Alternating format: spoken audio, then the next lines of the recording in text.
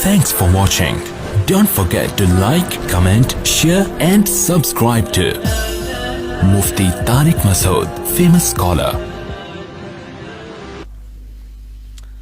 میرا مزاح کی بات نہیں. مسلک دیوبند کے لوگ اپنی مونچھوں کو کیوں مونڈتے ہیں؟ اس لیے کہ مونڈتے ہیں کہ رسول اللہ صلی اللہ علیہ وسلم کی حدیثیں، اس بارے میں جو احادیث کے الفاظ ہیں، قص الشوارب کے بھی ہیں، قص کا معنی کاٹنا، احفاء الشوارب کے بھی ہیں، صحیح احادیث ہیں.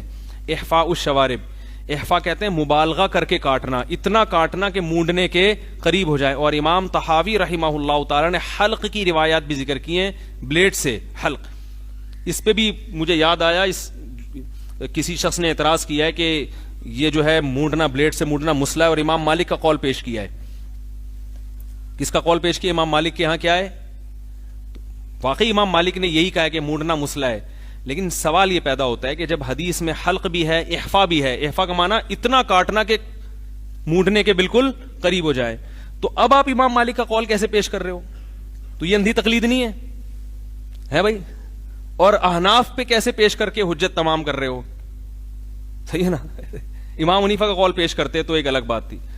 تو کہیں سے بھی ملے نا، اٹھا کے پارسل کر دو، پھر کوئی نہیں پوچھتا کہ یہ امام مالک کے قول کا کیا تک بنتا ہے یہاں پہ. تو حلق کی روایات بھی ہیں، امام طحاوی نے ذکر کی ہیں. اور اگر حلق کی نہ بھی ہوں، وہ بالفرض فرض کر لیں کہ وہ حدیثیں ضعیف ہیں، تو احفاء جو ہے نا، احفاء وہ بھی حلق ہی کی طرح ہوتا ہے، یعنی قینچی سے اتنی باریک کر دی جائیں کہ دیکھنے میں کیا لگے، بالکل جڑ سے ختم. استیصال کہتے ہیں جڑ سے ختم کرنا. سمجھ میں آ رہی ہے بات؟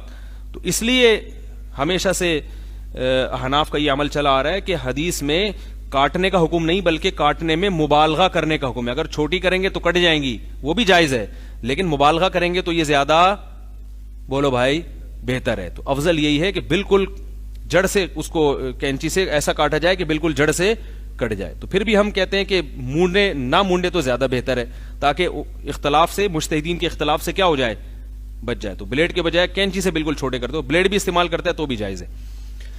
تو افضل یہی ہے، لیکن رکھنا بھی جائز ہے، رکھنا بھی جائز ہے. حضرت عمر کی مونچھیں تھیں اتنی بڑی بڑی، یہاں تک پھیلی ہوئی تھیں، سبالتین جسے کہا جاتا ہے، لیکن وہ سائیڈوں سے اتنی بڑی مونچھیں رکھنا کہ ہونٹ کا جو بالائی کنارہ ہے وہ ڈھک جائے، یہ درست نہیں. ہمارے فرمایا کرتے تھے ایسی ایسی مونچھیں لوگوں نے رکھی ہوتی ہیں بڑی بڑی نا، پورے ہونٹ غائب. پانی پینا تو یہاں سے ڈھکن اٹھایا، پانی پیا واپس.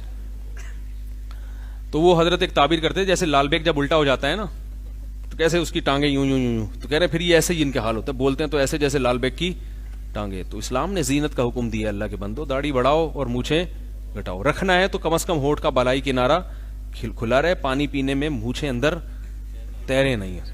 ساری گندگی جب ہم سانس لیتے ہیں نا تو مستقل کاربن ڈائی آکسائڈ بالوں میں پھنستی رہتی ہے، مستقل. تو وہی پانی کے ساتھ بھی اندر.